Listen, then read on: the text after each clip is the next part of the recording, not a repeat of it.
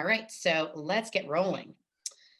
So some of these, if you were on our lecture that we gave last spring, a year ago, you'll see that there's definitely some repetition, but it's I always think repetition is good in this. Nicole and I repeat ourselves often.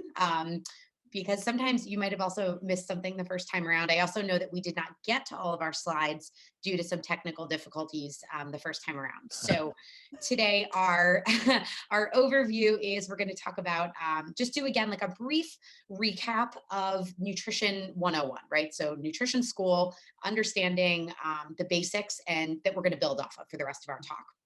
The athlete's plate. Some of you might remember that, but it's a really good tool for portioning and plating and understanding how your fueling needs might change depending on your training. Timing, so thinking about before and after workouts, how you should be fueling. Energy availability gets into what happens if your energy balance is off and the performance, as well as potential health consequences. The supplement section, that was one of the ones that got cut off last time. So we definitely want to get to that today, talking about vitamins and minerals. We'll talk hydration, and we also threw in some content on fueling during this really crazy time we've all been living in. So just Nicole and I have learned a lot about working with athletes through the COVID and the pandemic. So we're going to share some tips and tidbits for you guys to help continue to navigate this, but hopefully we're coming out of it soon. So. Absolutely. So what sets the athlete apart? Why is sports nutrition a thing? Why is it so useful? And why are we here today? And as an athlete, for the athletes here in this webinar, you have performance goals. I imagine you want to, compete in your event, whatever it is, and do it well. And so nutrition can be one of those tools in your toolbox, similar to proper stretching, warming up and cooling down. Like nutrition is one of those things that really supports all of the work that you put into on the track, on the runway, on the pole vault pit to really help you reach that next level. As an athlete, you have higher energy needs due to more lean body mass, due to moving your bodies more and having strong recovery needs. So it is not abnormal for you to need more nutrition than a non-athlete counterpart. For those who are young track and field athletes, you're also growing and developing. If you're in your, young teenage and older teenage years, this is the highest rate of growth and development you'll go through. And so that takes a lot of energy, and you want to factor that in.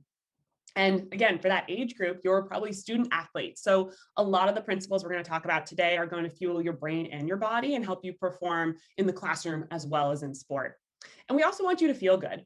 When we nourish our bodies well, we feel good. And you probably notice the difference on the track and in practice when you've had a really good fueling day, as opposed to maybe when you've had to skip a meal or miss a snack. So we really want to help you feel great in your sport as well. So just to piggyback on what Nicole was just sharing, one of the biggest things that we see as injuries, especially in runners, are bone stress injuries or stress fractures, which can be really, really frustrating, really nagging, and certainly put you on the sidelines. So what I want you to focus on my chart here on the left is let's look at between the ages of 10 and 20, right? Let's focus on this age group. This is how much bone mineral density. So in other words, how thick and strong your bones are getting, right? So the thickness of them. Look how much development, look how steep that curve is, right? What that means is you are in a period of extreme development of building strong bones. So look what happens once you get into your early 20s, you stop building bones. So guess what? As strong as your bones are going to get, that's going to happen in mainly your teenage years into your early 20s. So if you're not fueling properly, if you're not putting enough nutrition in your body and also getting enough calcium and things like calcium and vitamin D, what can happen is you don't build your bones as strong as they can be, which now sets you up for injury down the line, right? So we see a lot of runners that come in maybe in their later 20s or 30s or even 40s or 50s that might be getting a lot of stress fractures. And guess what? Sometimes has a lot to do with what was going on with nutrition when they were teenagers. So that's an important thing to think about. So bone health, really, really important. Yes. All right. So next we're going to, again, go into Nutrition 101, really dive into the athlete's plates, those 3 macronutrients that we know and love.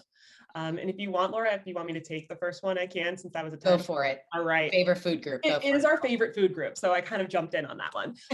So our first one that we want to highlight are carbohydrates. These are our primary energy source. They're the fastest one that we mobilize. If you're a runner, this is going to be such an essential food group because you're using your aerobic system, and that's all fueled by carbohydrate. All carbohydrates, whether you're having pasta, a bagel, candy, all of that will break down eventually into glucose, and glucose is what your body uses for energy. It also is going to be fueling your brain in addition to your muscles. So we really want to be, again, thinking about the benefits to the brain and to focus and coordination. That'll pay off in the classroom and on the track and in the field. When you're thinking about glucose, you can use the analogy of your body being a car and glucose being like gasoline. So the more you're driving your car, the more you may need to stop at rest stops, fill up the tank. Same thing with your body and running. The more active you are, the more you're training, the longer practices are, the more glucose you're going to need to sustain you in the moment, but also to sustain you outside of sport for recovery and fueling in preparation for practice. Carbohydrates also protect your muscles from being used as fuel. We don't want to use muscle protein for energy. It's a very ineffective protein energy source. So you really want to be getting in enough carbohydrate to protect those muscles. And we have many lovely examples. These are just a few of our favorites: pasta, fruit, bread, and oatmeal.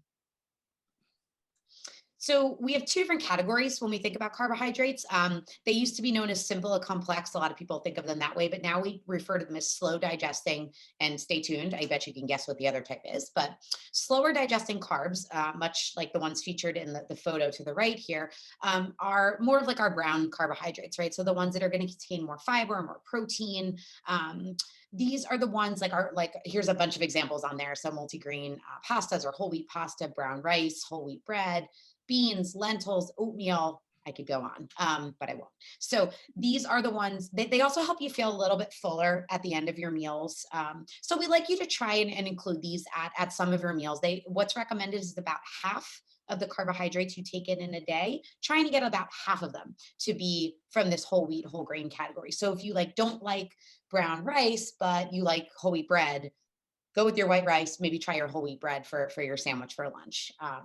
But again, it's okay to have a balance. You don't have to eat everything whole wheat. That's kind of something that society makes us think we need to do, but a balance is totally, totally appropriate. We'd rather you fuel with what you like. Yeah, absolutely. And if you guessed fast digesting, ding, ding, ding, you were correct. So fast digesting is the other category of carbohydrate that we are looking at when we're considering carbohydrates. These contain little to no fiber, and examples would include white rice, white bread, pretzels, energy gels, sports drinks. These ones are going to bring your blood sugar up quickly, and they're utilized very rapidly. So they're great prior to activity or during activity. So this is a really beneficial food group. But as Laura was saying, it isn't that you can't have fast digesting carbohydrates outside of activity. We can absolutely do that. But if you are thinking about what to have before or during activity, fast digesting carbohydrates can be very beneficial for giving you energy quickly. Great. Oh, my favorite Favorite quote. slide. Some of you might remember this quote from our last talk, and I have a shirt that says this. But yes, eat pasta, run fasta. So, okay, Nicole, I will take this one too, since that was an easy slide. So next food group here, a macronutrient, is proteins. Proteins are really important for muscle development, muscle strength building, growth. Protein plays so many roles in the body. We could go on for days about all that it does, but the bigger things are, again, that really like that muscle management, maintenance. But protein also helps you feel more full and satisfied after a meal. So if you have a meal that's really low protein, you might notice that you're getting hungry really quickly after eating it. Protein needs are going to vary based on the type of sport, but all athletes and all growing individuals have higher protein needs. So these things are going to be really important to be getting at all of your meals throughout the day, and some at snacks as well. So if you look at the photo, those are some examples of proteins, right? So eggs, fish, salmon. Well, fish is salmon. Yes. Very good, Laura. Meat, dairy products. So those are all, and beans, legumes, all those things are also protein sources. And I believe our next one is oh, Nicole, let you take this one. Then we have examples. Yeah. Yes. So as Laura was saying in the previous slide, like getting protein throughout your day is very important. And the reason for that is that our body only absorbs so much protein at any one sitting. So you can see on the left-hand graph here, this individual example had very low protein breakfast, a moderate protein lunch, and a very large serving of protein at dinner. But they only were able to absorb or utilize maybe half of that, maybe a little over half of that protein at dinner. because our body does cap off absorption at a certain point, around 30 to 40 grams. What we want to aim for is well-distributed protein intake throughout the day, which is more on the right-hand side. That's not saying that every athlete here or every athlete, if you're a coach that you work with, needs to eat 30 grams of protein at each meal. It's very individualized. So that's something that if someone's interested in it, they can meet with a dietitian and go over the details. But the big takeaway, which is what Laura said, is that we want protein at every meal, spread out throughout the day, and at your snacks as well, to ensure we're maximizing that protein intake. So we just threw up some ideas of how many grams of protein are in different foods, just for an idea. And if you think about looking at the first one there, a piece of chicken, let's say, this also applies to a piece of fish or a piece of steak. Your palm, obviously our palms are all different sizes, but a palm is around 3 ounces. So that gives you about 25 grams of protein. You can certainly eat more than that. I always say I'd like you to get at least 20 grams of protein at a meal. It can certainly be more than that, but so this, just if you look throughout my little list here, I do want to point out almond milk. Almond milk and like our oat milks and all these non-dairy milks, except for soy, are all very, very, very low in protein. So it's a drink them, but you want to know that they're not a protein source. So if you have a cup of cow's milk, it's going to give you about 8 to 10 grams of protein. Whereas if you have a cup of almond milk, it's usually 0 or 1, maybe 2 sometimes, but just something to keep in mind. So if you're lactose intolerant or you can't have dairy, soy milk is typically the milk that we recommend if you're able to have soy, because it matches the amount of protein in cow's milk. So that's kind of a popular topic that we get that question a lot. Mm-hmm. Absolutely. Your All turn. right, and our last macronutrient, yes, is dietary fats. So fats are another important energy source for the body, where our carbohydrates are going to be well utilized at the more moderate and high intensity, movement and activity. Our fats are used in our day-to-day with very low level activities, so we're constantly using fat for energy, but it does so much more than that too. It helps support our hormonal function, our immune function, which nowadays, immune function is a very big focus. So getting in sufficient fats important for that, is an important source for our nutritional needs, and it helps us feel full and satisfied after meals. Another key feature of fats is that it does help us absorb the fat-soluble vitamins in our diet more readily. So those 4 vitamins are A, D, E, and K. We'll highlight them in a little bit, especially vitamin D because of bone health. But if you're adding a fat to a meal, you're going to get more nutrition out of that meal. So you really want to have those throughout the day as well.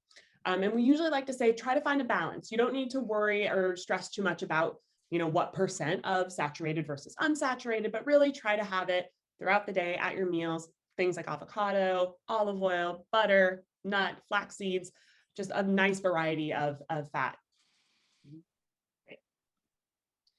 So this was always a popular item in any lecture that we give, because it's very visual, and visual things make, I think, in my world, I'm a very visual learner. So these are plates that were created by the US Olympic Committee sports dietitians to help athletes understand what their plate should look like depending on the amount of exercise or activity that they're engaging in. So if you look all the way to the left, that's sort of our easy training or the weight management plate. I kind of don't like that terminology around it because again, we're talking about growing, especially for our purposes today, we're talking about growing individuals. So energy needs are higher in the athletic population and in growing populations. So the plate all the way to the left is, I would say it's pretty rarely used in our work. If we have someone who's maybe totally laid up, has an injury, is unable to do much of anything, we might recommend the portioning on that plate. Because if you look at these 3 plates, if you let your eyes travel from the left to the right, you might notice that the grains section of the plate grows to be from 1/4 to 1/3 to half of it. So remember what we said about carbohydrates, they're your body's #1 fuel source. So the more you're running, the more activity you're doing, the more of those that your body's going to need so that your gas tank doesn't run out.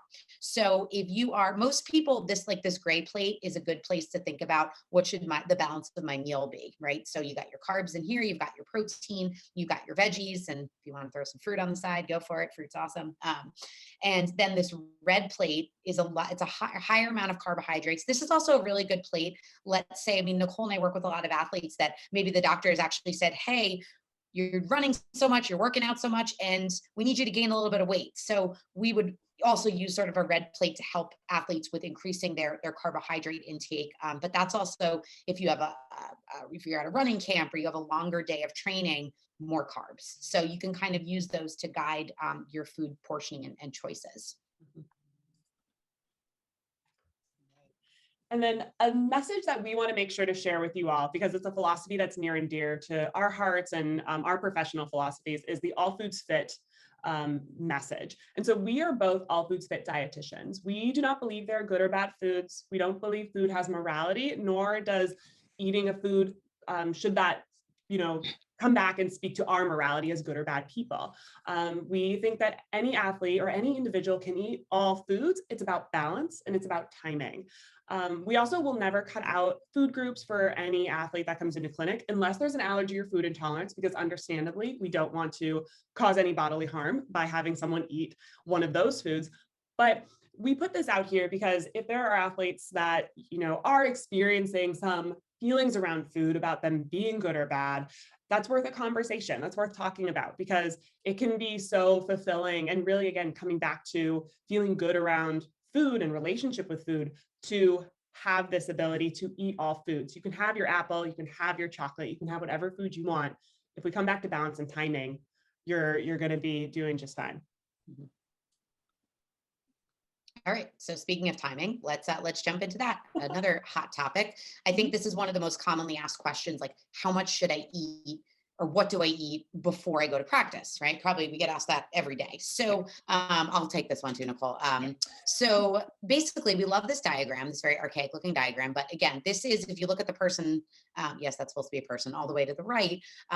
That's basically practice time, right? So if you look at this spectrum here, the closer you get to a workout, carbohydrates, again, notice we've talked a lot about carbs today, right? So the closer you get to a workout, those are going to be the most easily digested and most readily available for your body. So you don't want to eat something that's super high fat or protein or fiber either, actually, within that hour before your workout, because it can cause you to have an upset stomach. And we've all done this. We've all learned this the hard way. Like, ooh, maybe those eating a cheeseburger 20 minutes before practice was not the best idea, right? Mm-hmm. So something that's more carbohydrate focused. And also if you notice, like the size of the meal or snack decreases as you get closer. So within this window, maybe you're grabbing a granola bar, but this might be lunchtime, right? So this meal is going to be nice and balanced. Think of your athlete's plate. The closer you get, the simpler the food is. And I think I believe I have a graph in here after this slide. We have some more ideas, some take home ideas for you guys of more foods for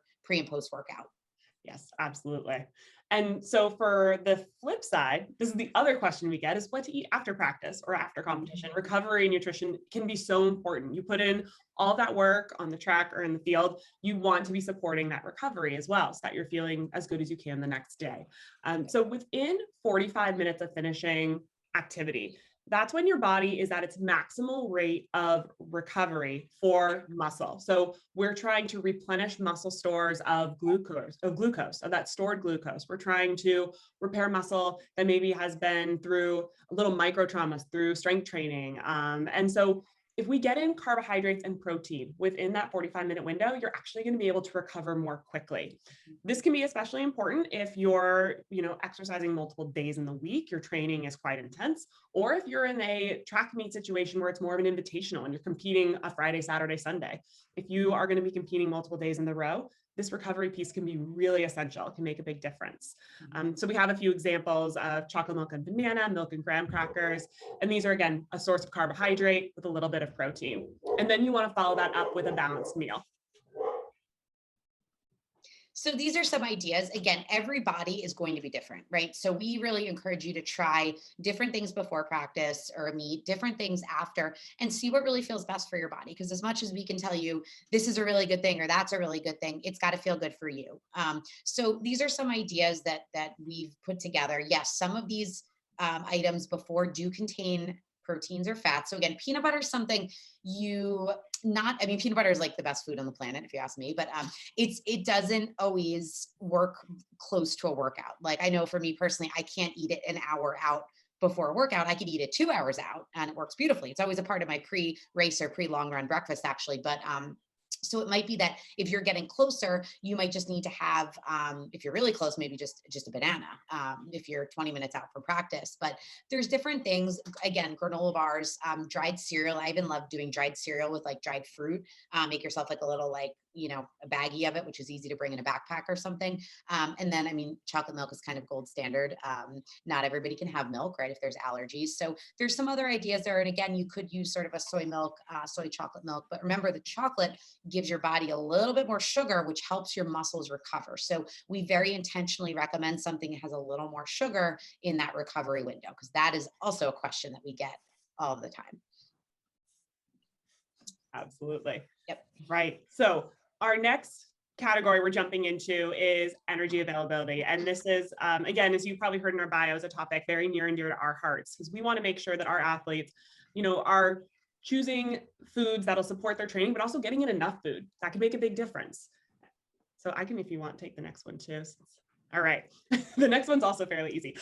So keep going, Nicole. All right. Cool. The analogy we like to use when we're talking about energy availability is your smartphone in low power mode. So if you can imagine, when your smartphone has to go into low power mode, it's not functioning. It's not firing on all cylinders. The dimness may, come down. Your apps may not refresh as quickly. Some apps may not work if the power's low enough.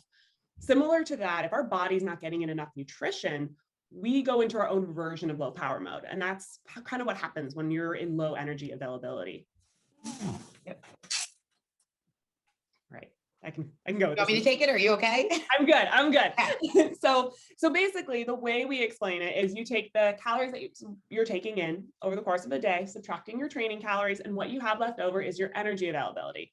That energy availability number goes towards everything else in your day. So that includes informal movement, that includes body function that you may not even think about, like brain processing, digestion, heart and lung function, bone building, as Laura mentioned, especially for our teenage athletes, that's critically important right now, recovery from sport.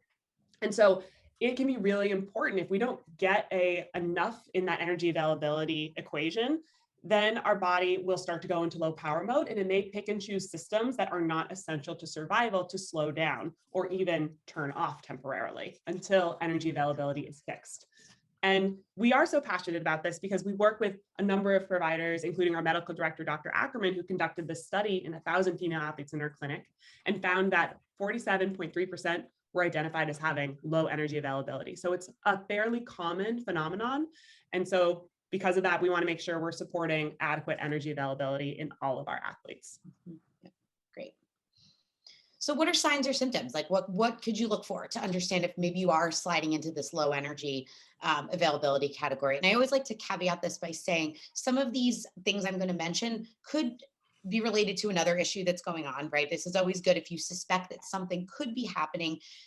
Come and make an appointment with Nicole or with me, see Dr. Ackerman in our clinic, and we can take a deeper dive and see, could there be something going on here? And you do not need to have every single thing on this slide going on, but these are just some things to think about. So if there's excessive fatigue, right, we all have tired days, everybody does, but if it's something where you feel like you're struggling for days on end, constantly tired, unable to perform, that could definitely be a sign. Vitamin deficiency, such as anemia, and we're going to talk more about iron later, so I'm not going to go too into that here. Muscle loss, again, if your body's breaking down muscle for fuel, so you might notice that by feeling weaker, not being able to have that sort of spring in your step, or again, depending on what event you're competing in, if you're a pole vaulter, a long jumper, a shot put thrower, like you might really notice some differences with your strength and your power. Even sprinting too, you'd certainly notice that. If you're getting sick or injured frequently, I always say if you're a frequent flyer to the sports medicine clinic, something could be going on. This is a big one. I could talk for a very long time on this next point, but menstrual dysfunction. So for our female athletes, getting a regular menstrual period every month without the aid of a birth control pill is a sign of good health. So and we like to see females getting their first menstrual period by about 15 and a half. So I realize for some on the call, they might not be in this stage yet, but it's something you want to keep an eye on, because the later that menarche or that start of a period is, the more of a risk you have for low bone density. So not getting a menstrual period every month is a can be an indication that you are in a calorie deficit. So like Nicole mentioned, some of your systems kind of shut off. That's one of them. But it is not normal. It used to be something you'd hear, oh, if you're a female athlete, you don't get your period. That's actually a really dangerous thing. And you'd want to meet with someone like Nicole or I could help you with that. But there's a lot of talk about this in the media more and more too. People like Mary Kane talking about this, but a lot of the female athletes are speaking about it more. But even for males, I know I'm talking about females a bunch here. Males, guess what? You have testosterone, and you know what? That can start to drop in an energy deficit. So we've evaluated plenty of male athletes as well that are under fueling and end up having low testosterone, which has a significant cascade of consequences as well. So I'm not just talking about a female problem. Stress fractures, we talked about those already. Trouble recovering, trouble with performance gains, persistent irritability, trouble with sleep, or poor concentration. So again, those can link back into school as well. We could probably kind of loosely go through these, Nicole. So yeah. Yeah. So I'm just going to quickly run through them. I'm not going to spend a lot of time, but this is essentially the medical model, the research model that we use to describe that phenomenon of low energy availability. So you can see that there are a number of systems that are affected. These are essentially our body's apps, and they could slow down or shut down temporarily if we're not getting in enough nutrition. And the great thing about it is this is reversible. So if you notice you're in low energy availability, if you're able to reach out to a professional and have that energy availability evaluated and corrected, a lot of the function can be regained. So that's very much a positive. And additionally, it's not just health. As Laura mentioned, like performance gains can be impacted by low energy availability. And so this is, again, part of that same model to show that not only is our health outcomes a potential reason to want to correct energy availability, you, again, want to perform well. So that's a key part of it as well. So we often have to determine if someone has this idea of this low energy availability or this relative energy deficiency in sport. That's what RED stands for. There can be a lot of different causes of it. It sometimes indicates that there could be the presence of an eating disorder or just or disordered eating pattern, like dieting or cutting foods out, right? We hear it all the time that unfortunately, a side effect a lot of times of like health classes is we get athletes coming in and saying, well, I'm cutting out all sugar, which ends up dropping calories really low in the diet. And then we see athletes getting into trouble with overall energy. So cutting out food groups, following restrictive diets, or just not knowing what you need to eat, right? So we get plenty of people that come in and they just have no idea what their bodies needed, or they're skipping breakfast just because like I'm tired, I don't have time, and end up not getting enough food for the day. So Nicole and I often have to kind of play detective to figure out what's causing, so we can help with fixing it. Right. So again, this is what Laura had mentioned in the beginning, is that we have now been in this pandemic for a year, almost a year to the day. Yeah. And with that, we have, met with many athletes who are struggling with this change. We are now, many of you may be experiencing altered eating patterns due to scheduling changes. Your sports have, track has, I think in most cases, been at least delayed, if not canceled outright.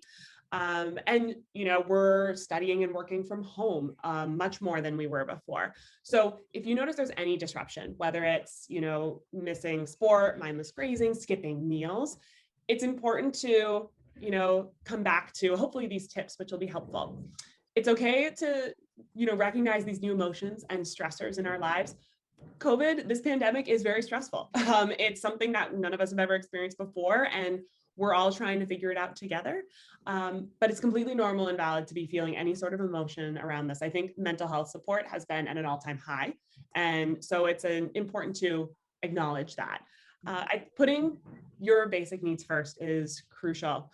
Taking care of your body, fueling it with food that you enjoy, getting in enough water, sleeping, socializing, maintaining any sort of communication, virtual if we have to, social distancing when we can. Friendships, connections with family and friends are so important for mental health. We want to make sure to support that. And this is a big one for those who maybe aren't competing right now, but are training endlessly. Remember your why. So without competition, without races lined up, think more about like why you love the sport of track and field. Try to, pull from that. And though this may be a disruptive time for your sport, it also could be a great opportunity to deepen your relationship with it, because it is a pretty amazing community. Speaking as a former track athlete, I'm very biased, but I think that this is, again, a really great opportunity to, again, remember that why. And then think about routine. We're at a point where our routines have been completely upended. So try to incorporate self-care, whatever that means, whether that's journaling, remember to eat regularly, and, find other hobbies or practice hobbies you already are familiar with that bring you joy. Great. And I also think I'm just going to add one more thing to this. Like, I think the idea of like your and like if you're going to school some days, like you can't always have a snack, like, when you might have had a snack before, like drinking water. So you might have to adjust, like adding a little bit more to a breakfast or a lunch. If you're not able to have like a snack. I know obviously with keeping masks on, it's hard. To allow yourself to be allowed to have something to eat. So I think you sometimes have to get a little bit creative with moving things around a little bit. If you're able to drink water, great. If you're not, you might have to take in a little bit more outside of those school hours. And I also think just for eating meals, like we're sitting on the computers all day. I mean, Nicole and I are too. We are 5 days a week on the computer for many hours, seeing our clients. So you have to step away from the computer screen, take breaks for meals, snacks, hydration, even set a reminder on your phone or something. If you need to remind yourself to go have a meal, have a snack, get a glass of water, that can be helpful too. So, yeah. All right. All right. The moment you've all been waiting for, vitamins and minerals. So we didn't Yes. get to do this last time because the internet decided to be against us that day. Yes. But so I'll start with talking just a little bit about dietary supplements. And actually all things that you take, including like vitamins, are all categorized under supplements. But for our purposes here, I want to talk for a second more about, I'm going to talk about protein powder because that's another hot topic question we always get. But supplements in general, thinking about vitamins as well, these might be necessary if an athlete has a special diet that they need to follow. And by special diet, we usually mean something medical, like maybe you have celiac disease, something where you're gluten intolerant, you've been diagnosed with that, or you have a dairy allergy. I mean, there's so many different conditions that it could be, or if you have any kind of food allergy, or any sort of like digestive issues where you're not absorbing as well as you could be. You might need to be taking certain vitamins or minerals, which we'll touch on some of those in the next slides. And the big question is with protein powder, like what is it okay? Is it okay to take it? What kind should I take? The market is like completely saturated with these right now. But as far as like for recovery, whey protein has been shown to be one of the best because it's the highest in an amino acid called leucine, which has been shown over and over in research to be #1 for muscle building. So if you don't need protein powder, but if you find that you're someone that struggles to get protein in your diet, this could be a nice way to add it in. It could also be a nice way to get some extra, blend it up with some fruits and vegetables. It could be a way to get some more nutrients in there as well. If you, again, are someone who can't tolerate dairy or dairy products, the other protein powder that is next in line for effectiveness is pea protein. So that is in actually a lot of our more vegan protein powders have pea protein as a base, which has also been shown to be nice and effective. So whey protein or pea protein, those are the two. But again, you don't need protein powder. You can certainly get a right amount of protein just from foods alone. Yeah. So the first vitamin and mineral we want to highlight are calcium and vitamin D. Now, both of these are very important for promoting bone health, decreasing risk of stress fractures, as well as improving healing from a bone injury, whether it's a stress injury or stress fracture. And they also aid in muscular contraction. So for calcium, our females and males that are under 18, we're aiming for 1,300 milligrams a day. There's a slight drop to 1,000 milligrams once you get over 18. But basically, from a food standpoint, we try to recommend 3 servings of dairy spread out throughout the day. And that could be milk, yogurt, slice or 2 of cheese, ice cream, all of those different sources. The body only absorbs 500 milligrams of calcium at a time. So whether you're supplementing or getting it through the diet, that's why we don't necessarily want to have all of our calcium all at once, because our body will cap off absorption. So making sure to spread that out throughout the day can be really helpful, an important reminder. For vitamin D, this is our sunshine vitamin. This is one that we synthesize through exposure to UV rays. But as New Englanders, we may not get a ton of sunshine, especially in the winter. Though today looks like it's a lovely day for sun and warmer weather. The recommendation is around 800 to 1,000 international units. For certain situations, that might mean that there's a baseline level of supplementation. This could be helpful if you're worried about vitamin D to consult with a physician or a dietitian around. In certain cases, vitamin D can drop too low, and then we want to super supplement it, but we only do that with testing. But yeah, so getting in adequate sunlight, maybe getting a maintenance dose in of vitamin D is also helpful for supporting bone health. Iron deficiency. We cannot speak with runners without iron deficiency or the idea of iron coming up. So who's at the greatest risk of being in an iron deficit? Endurance athletes, females, vegetarians, vegans, and runners. So there's this interesting phenomenon called foot strike hemolysis, which basically means the more your foot hits the ground, you're breaking down red blood cells, which can actually cause a decrease in your iron stores. So, and it's that combined with other factors. We're also losing iron in sweat. So a lot of times athletes are very concerned about their iron. And the reason being is because it really is kind of like the performance mineral. So if you're low on iron, you start to feel, I always say that like heavy legs is kind of like a telltale sign that you might be low on iron, because iron helps to transport oxygen that your body brings into your lungs. It brings it out to your muscles. So now think about it. If your muscles can't get enough oxygen, that's going to have negative performance consequences, right? So iron is something, these numbers are not going to make a lot of sense when I give you the females need 18 milligrams and males need 8 milligrams. I'm going to focus more on dietary sources. And I think the people that are definitely at the highest risk, if you are someone who is a vegetarian, because vegetarians and vegans who don't consume animal protein, so animal proteins, particularly, I mean, red meat's super high in iron, but even our chicken, turkey, those have iron as well. And it's much more absorbed than the iron that's in a plant. So plants have iron too, beans have iron, but your body doesn't absorb it as well. It actually needs to be paired with vitamin C in order to increase absorption. So your body will pick up iron better from an animal source. So that's why vegetarians, vegans might be lower. And females, a lot of times, because especially if you're a menstruating female, there's blood loss. So that's another reason why iron levels might be lower. Also, again, I mentioned like someone who might have celiac disease, which is again an inability or it's a gluten allergy, or not an allergy, excuse me. It's actually an autoimmune disease. Let's get really technical.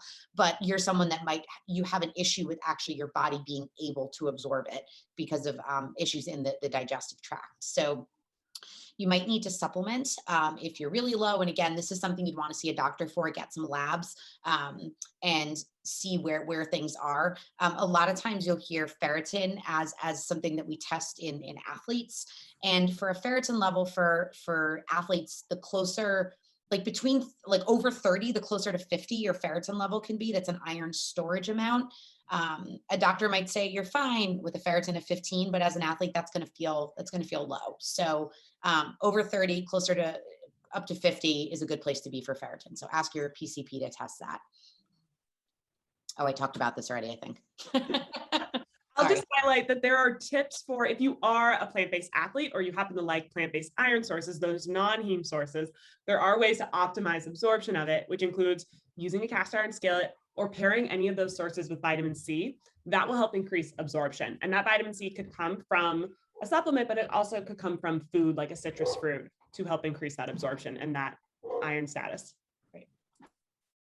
So we're going to really beat this topic here, but so again, the red, these are dietary sources of iron from animals, and the right is green. So these are dietary sources of iron from vegetarian sources or plant-based sources. Okay, so let's chat about hydration. So we've got hydration, and we've got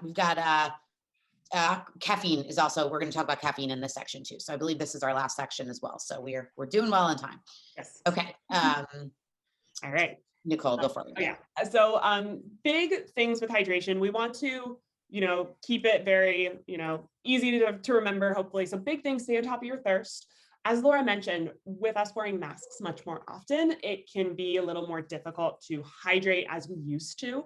But trying to do the best you can with the mask off time that you have available to take in fluids, that will help you maintain your hydration status. Trying to drink every 15 to 20 minutes during training. The sports nutrition recommendation is half a cup to a cup, but doing the best you can to stay hydrated during your training and then rehydrating after exercise. You can get very, very individualized plans based on all sorts of factors like sweat level, heat, age, intensity. Laura and I just attended a conference discussion around this, and it can get very detailed. If you want to get that detailed, I recommend meeting with a sports dietitian. But generally, if you're able to hydrate, you're taking in plenty of fluid, you'll be able to tell. And I think we have a cue for how you could tell. We do. We have an external cue that we can all look to check on hydration using the color of our pee. So you want to be aiming for 1, 2, and 3, light yellow, like a lemonade. That will clue you into how your hydration status is. We don't want urine to be clear. That could be a sign of going towards overhydration, and there is such a thing as too much water. So we don't want to overhydrate. But if we're aiming for that light yellow throughout the day, excluding that morning urine, since that will naturally be darker, then we're probably on the right track with regards to hydration. So when do we electrolytes? Yes, electrolytes and sport drinks. So when do we use these things? These are another thing that there's a lot of questions around, right? A lot of people say, oh, Gatorade's bad, or Gatorade sports drinks are designed for use during sport, right? They do have sugar in them. They have electrolytes in them. The reason they have sugar, that's carbohydrate, right? So again, if you've definitely heard Nicole and I speak today a lot about the role of carbohydrate in training. So Gatorade is typically recommended if it's an activity that's lasting over 60 minutes, so sort of like 60 to 90 minutes or longer, or if it's extreme conditions, if it's really hot out, or even if it's really cold, because your body's going to be working hard and you still sweat when it's cold out. So these can also be used, like if you're someone that really struggles to eat like food before you work out, you can drink those like little Gatorades are actually great because they just give you a nice amount of carbohydrate, a little bit of sugar for your muscles to use during a workout. And again, that electrolyte replenishment, because if it's really, really hot out, sometimes just drinking water, you're not helping your body maintain a fluid balance and maintain a sodium balance, which is going to prevent cramping. So electrolytes do have a time and a place. I always say these are not made for the kid who's sitting around all day, not doing any exercise, just drinking Gatorade willy-nilly. It's designed to be used during sport or around sport. Right. And in conjunction with talking about hydration, we want to make sure to touch on caffeine and coffee and energy drinks due to their, effect on the body and on hydration status. So caffeine is a nervous system stimulant. It works on our central nervous system and really does amplify things. Studies have shown it is safe in moderate amounts, which is about 200, 300 milligrams per day, so about 2 8-ounce cups of coffee, which is helpful to know that it's 8 ounces, because often if you're going to a Starbucks, you're going to get a grande, which is, I believe, about 16 ounces. So the benefits of caffeine and the thought of its use for sport in particular is it can reduce perceived fatigue, improve stamina, energy, and alertness. And so the research that has been done has said having caffeine an hour prior to endurance training or 20 minutes before high intensity training has shown to have this beneficial effect. But we do want to highlight that caffeine is not necessary for performance, and it can be quite harmful in large quantities. So it's really important to be smart about the potential use of caffeine in any form when it comes to sports performance. Mm-hmm. Yeah, I mean, I think if it's stimulating your nervous system, it can cause shakiness. So if you're listening to this and like, oh, I should add caffeine in, if you don't, your body's not used to it. And we really caution use of it in our adolescents and teenagers. Because also a lot of like the sports drink, not the sports drinks, the energy drinks that are out there have a lot more than what is like even shown here, right? 200 to 300 milligrams a whole day. A lot of those have 500, 600, they have a lot more. And when you get up to the next level, like with Nicole would probably even speak to this better, but like racing in college, you actually can get tested. Caffeine can become a banned substance if it's too high. I travel with the US rowing junior team to world championships every year.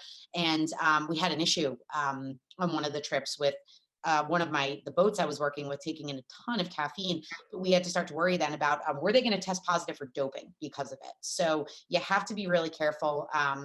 If you feel like you like a little bit of coffee, or you like, I would steer you towards a tea or a coffee instead of the energy drinks. They're also just full of a lot of junk, if I can say that, but yes, my true feelings.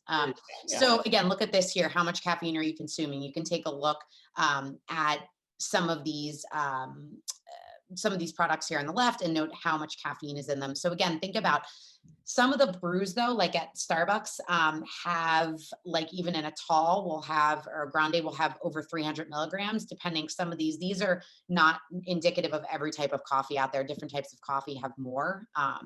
But you got to really be careful with it. It can also cause you, it can stimulate your digestive system, which when you're thinking about practice, you're thinking about racing. I don't think you're thinking about stimulating your digestive system right before you get out there. So I'll just leave you to sit with that one for a second. So we kind of, I'll just go with this because we kind of talked about it already. Again, it can cause, there have been studies showing some performance benefits, but again, only really for in high intensity training bouts that are longer than 90 seconds. Some people, it can help with coordination and focus, but again, this is not for someone just introducing it to try and get the benefits. And again, I would caution you more against the risks of caffeine, which again are those stimulants. They can contain banned substances. A lot of the drinks have that risk of banned substances in them, which again, you could test positive. And then if you're a collegiate athlete, you're tested, you have these in your urine, guess what? You just lost whatever you might have won. So it's something to take really, really seriously. Right. Hit it, Nicole? Yeah, I'll take it. We're home. rounding the home stretch here, heading towards the finish line. So what is the best way to eat? So the big takeaways we want to emphasize here are listening to your body, the importance of cueing into yourself. No one knows your body better than you, and your body has an amazing way of telling you what it needs. Focus in on balance, honor your hunger and fullness. So again, this is all kind of related. Your body will tell you what it needs, but also come back to that athlete's plate and understand the importance of all of those macronutrients on your fueling, on your recovery, and on your health. Avoid cutting out food groups. Again, unless you have an allergy to them, we want to support that balance and that all foods fit, and having sugar in moderation, but not cutting it out completely. As a big theme of today, I'm sure you could tell, is Laura and I love carbohydrates, and they are so essential. And carbohydrates get a bad rap in the general, population, in the media. So we want you to know that you can have sugar. You can have it, and please don't cut it out. And just think about coming back to that balance intake. So these are just some resources for you guys, and I'm sure we could get these posted on the website too. But these are some great and reputable resources, since a lot of the information out there that you might come across on social media is, quite frankly, there's a lot of untruthful information, or even sometimes harmful or unsafe. So these are all websites that have really evidence-based, that's safe information. So we would direct you, if you have questions or you want to do some more reading, these are really wonderful resources to tap into. And again, one more carb, one more place to show carbs in our presentation, because pizza, this makes me hungry. So, all right, that is what we've got for you. Yep. Thank you, Laura and Nicole. I know many of you are out there. We can open up for some questions. There was one in chat, but we might have lost the context. So if person asked about wheat or white wants to come back on the line and come off mute and ask your question live. I don't know if you're still here. Let me see.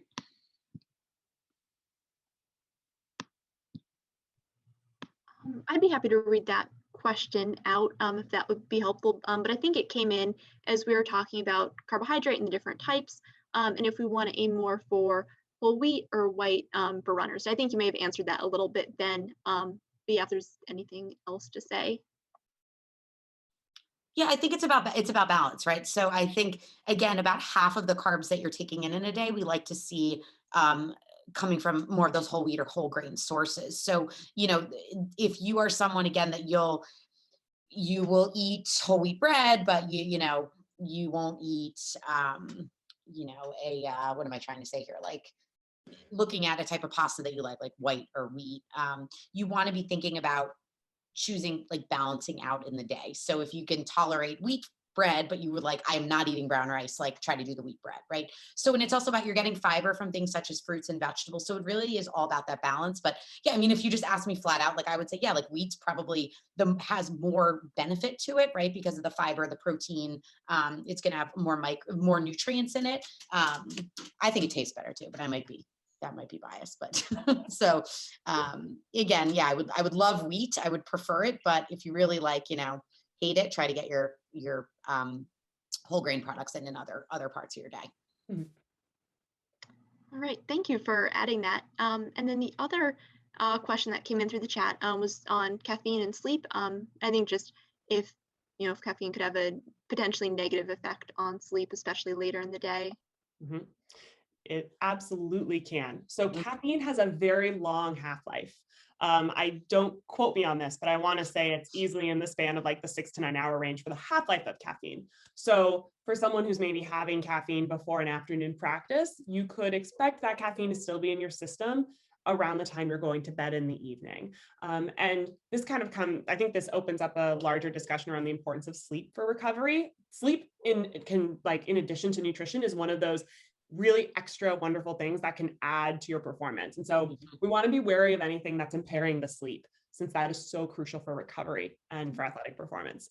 So caffeine, I definitely think be cautious with it. Everyone metabolizes caffeine differently. There's a lot of research coming out more with adults. I think a lot of the research is adult-based, not youth-based. So this is also another issue with supplement studies in general. But my general recommendation, and Laura, you can, add in your thoughts too, is to put caffeine intake earlier in the day if someone is drinking it, and to keep it moderate to make sure it isn't impacting sleep. Yep. No, I couldn't agree more. I mean, that's, you took the words out of my mouth. Yeah. Earlier in the day, again, we try to really steer our teens and our adolescents away from caffeine anyway. It's an addictive substance. So as a lot of us adults know, once you start the coffee habit, it sticks with you. So, I think it can also have negative impact on appetite. And so we tend to steer our adolescents and our teenagers away from coffee and caffeine and stimulants. But if you're going to do it, I would keep it moderate, keep it to that, 1 to 2 8-ounce cups a day. So that's small. That's, again, not, if you have that big Starbucks one, you're done for the day. So, but again, earlier in the day, I would say not after like lunchtime. And remember, like things like sodas also have caffeine in them. And I do want to mention this too, because I dispelled this myth many times. The refreshers at Starbucks have a lot of caffeine in them still. So a lot of people, I had an athlete that they were getting refreshers all the time, and they didn't realize they had caffeine in them. So even though they're clear, they have caffeine in them. So just a warning. All right. Yes, The older athlete will take that to heart. So the athletes are being a bit shy here with questions. I just do want to let you know that Laura and Nicole are going to help us out over the course of coming months here with we'll hope to be a weekly ask the dietitian feature somewhere on our site. So this isn't our only chance to ask questions. Right. You'll see some notes coming from either your coaches or maybe on our social media, post some questions, and we can continue to answer it, because some of this is repetition. Sometimes you're going to enter a new phase or a new training phase, and you have new questions. And we're all human, so we all share a lot of the same needs here. So ask away on that. So I don't know if there are any other questions on the line here. Jump in or put them in the chat. We'll catch you in the Ask Dietitian session. Yeah. So so I see another question. Feel free to add anything else if it comes to mind. But someone asked, how much should a child drink for water per day?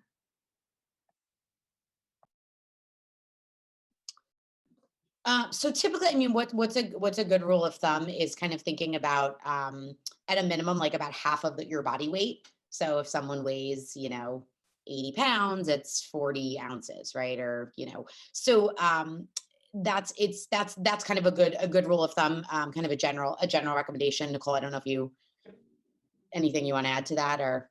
No, that's exactly what I was going to say. So Yep.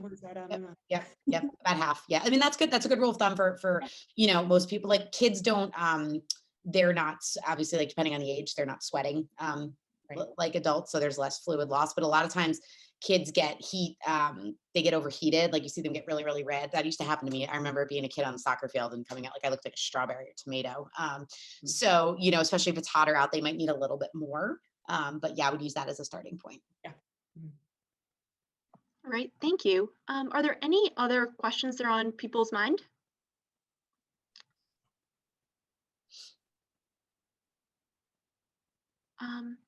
And I also want to let you know if there are no other questions, as Dave said, we will have kind of the Ask the Dietitian posts coming up. So those can be potentially ways for Laura and Nicole to address other questions in detail that you might have.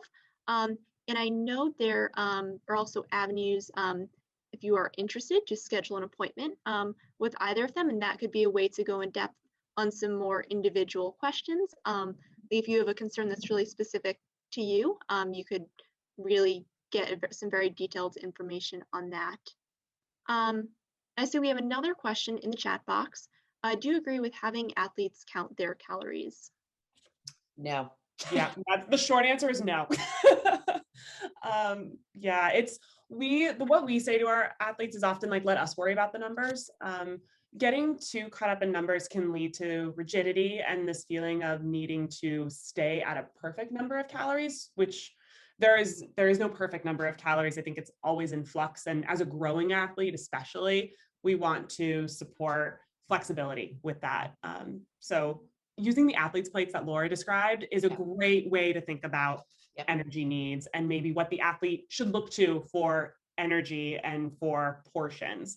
That's a great tool that's not as exact, but it is fairly specific. I agree with all. Yeah. Macro counting, calorie counting, we are quite, I'm sort of anti that for any person I'm working with. So we like to speak in food rather than calories. All right, so thank you for sharing that. I do want to be respectful of your time and anyone else who's on the call. I know we are a little bit over that 1 hour mark. If there are any other questions, I think we've left a few resources you can go to if that comes up, and an appointment with either of them is definitely an option. But thank you so much for joining us, and thank you both to our speakers for sharing all of their knowledge today.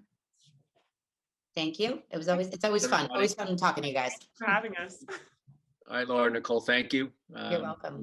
We will pass this replay back to you so you can make sure it's okay. That was great. And no tech bomb outs. Yes. Wonderful. All right. Thank you, Justin. Some of us have to go run and officiate a track meet now, so we're going to sign off. Thank you. Thank you all. Thanks, everyone. Yeah, thank you. Best of luck at that track meet later today. Thanks.